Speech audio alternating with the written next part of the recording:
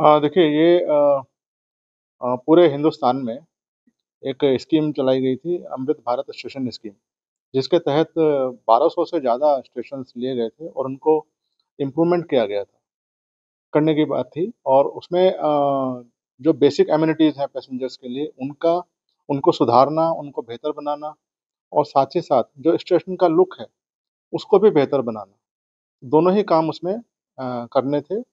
तो ये जो स्टेशंस हैं, इनमें से 103 स्टेशंस 22 मई को माननीय प्रधानमंत्री जी उसका उद्घाटन करने वाले हैं, उनका लोकार्पण करने वाले हैं, जिसमें से 6 स्टेशन हमारे राजकोट डिवीज़न के हैं। ये 6 स्टेशन हैं ओखा, मीठापुर, हापा, कानालूस, जामवंथली और मोरबी।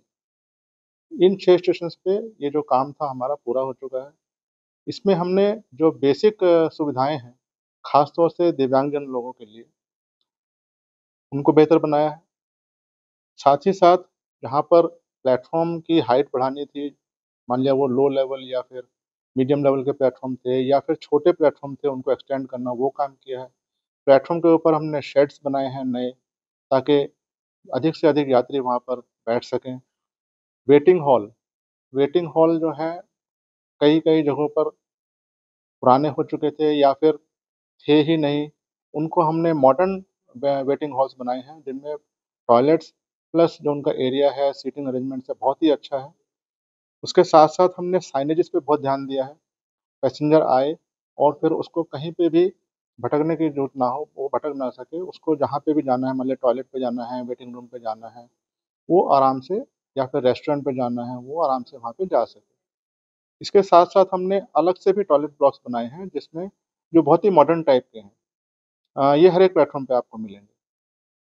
इसके साथ-साथ हमने जो स्टेशन पे बहुत इम्पोर्टेंट पार्ट होता है सर्कुलेटिंग एरिया का, जहाँ पे आपके व्हीकल मूवमेंट चलता है।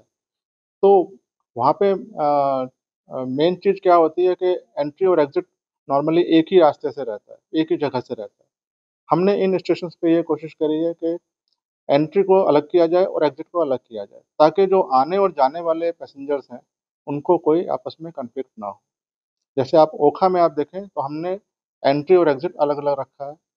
ऐसे ही दूसरे स्टेशंस पे भी ये कोशिश की गई है। इसके साथ-साथ पार्किंग, पार्किंग एक बहुत बड़ा हिस्सा है स्टेशन के ऊपर, जहाँ पे तरीके से अपने लोग व्हीकल्स खड़े कर सकें। ऐसा ना हो कि कहीं पे भी आके लोग व्हीकल खड़े करने की उनको आवश्यकता पड़ रही है। इसके साथ-साथ जो हमने फ़साड पे काम किया है, वो बहुत ज़बरदस्त काम किया है। हर एक स्टेशन पे जो लुक उसको दिया गया है, क्योंकि स्टेशन क्या है, हमारे पैसेंजर्स के लिए पहला फ़ेस जो है स्टेशन ही है। जब वो स्टेशन पे आता है तो उसका एक एक्सपीरियंस होता है, वहाँ वो बैठता है, अपना समय बिताता है, कुछ खाता-पीता भी है और अपने जो फैमिली मेंबर्स आए हैं उनके साथ कुछ या फिर दूसरे पैसेंजर्स के साथ भी कुछ समय बिताता है। तो उसका जो ये जो एक्सपीरियंस है, ये उसका बेहतर बनाने के लिए हम लोगों ने इस पे काम किया है। जैसे आप ओखा में अगर देखें तो ओखा में हमने जो क्योंकि हमारा ओखा स्टेशन जो है बहुत ही पास है सी के, तो उसको हमने ऐसा लुक दिया है उसके फ़साड के द्वारा कि वो लगे कि जैसे हमारा जो स्टेशन है कोई तैरता हुआ शिप है सी के अंदर, तो ऐसा लुक उसको दिया है। जैसे मोरबी की अगर बात करें तो मोरबी हमारा जो है जो बिल्डिंग है वो बहुत ही अच्छी है, बहुत पुरानी बिल्डिंग है वो। उसको हमने हेरिटेज लुक करके सामने पार्किंग एरिया, सर्कुलेटिंग एरिया ये सब डेवलप किया और एक बहुत सुंदर पार्क उसको बनाया है। साथ ही साथ अगर नाइट में जो पैसेंजर्स आते हैं, उनके लिए नाइट एक्सपीरियंस वहाँ पे जो नाइट में जो लाइट्स की फैसिलिटीज़ दी गई हैं वो बहुत अच्छी दी गई हैं। सारा स्टेशन इस समय जगमगाता रहता है और आपको कहीं पे भी कोई ऐसा एरिया नहीं मिलेगा जहाँ पे लाइट्स की कमी हो। तो ये सब काम हमने अपने स्टेशंस पे किए हैं।